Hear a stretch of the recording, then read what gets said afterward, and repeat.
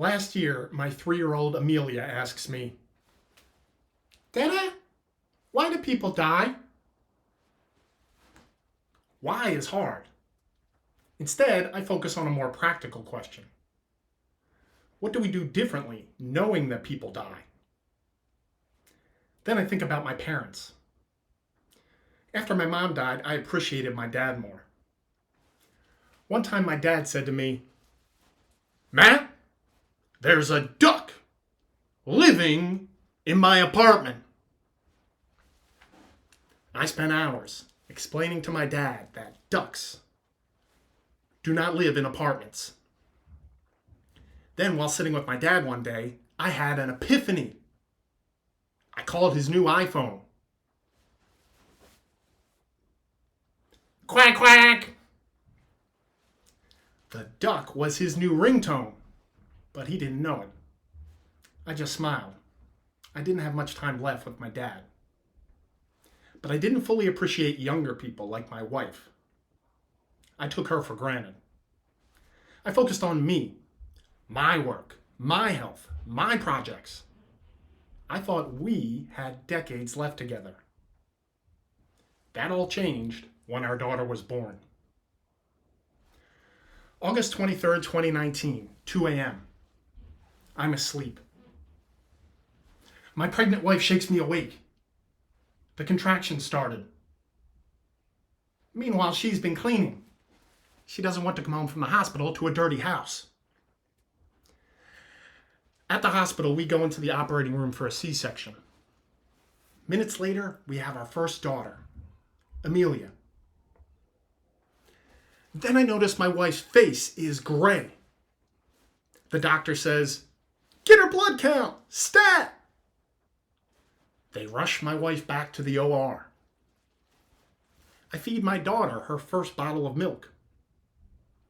Amelia seems happy, even though she's lactose intolerant. Then I see a young lady sprinting back and forth down the hallway. "Who's that?" I asked the nurse. "Blood runner." Blood runner? I feel like someone punched me in the gut. An hour later, the doctor comes in and says, "Your wife lost 8 pints of blood. But good news, pregnant women have a lot more blood." They repaired the blood vessel they cut. My wife was fine. After that, I knew I needed to appreciate her more, but I didn't know exactly how. I'm an engineer. I read a dozen books. I learned to appreciate my wife and my new daughter in small ways.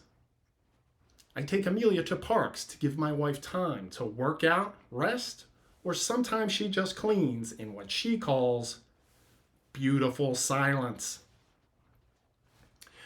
I celebrated my wife, telling our daughter every day how she would grow up to be a big, strong lady. Especially after I locked Amelia out of our home gym for screaming.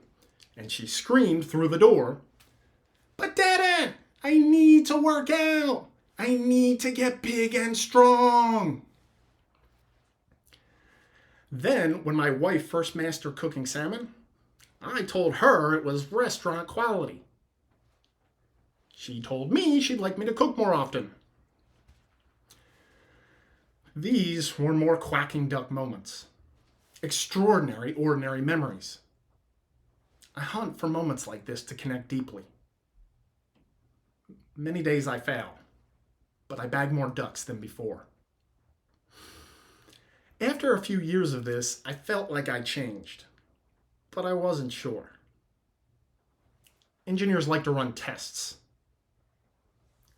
How would I design an experiment to know if I changed? We had another baby. May 22nd, 2023, 8 a.m. We go to the exact same hospital. In the operating room, I hold my wife's hand. Suddenly, I'm sweating. My hands are clammy. My face turns whiter than it already is. The nurse says, "Are you okay?" "I'm fine. It's just this gown."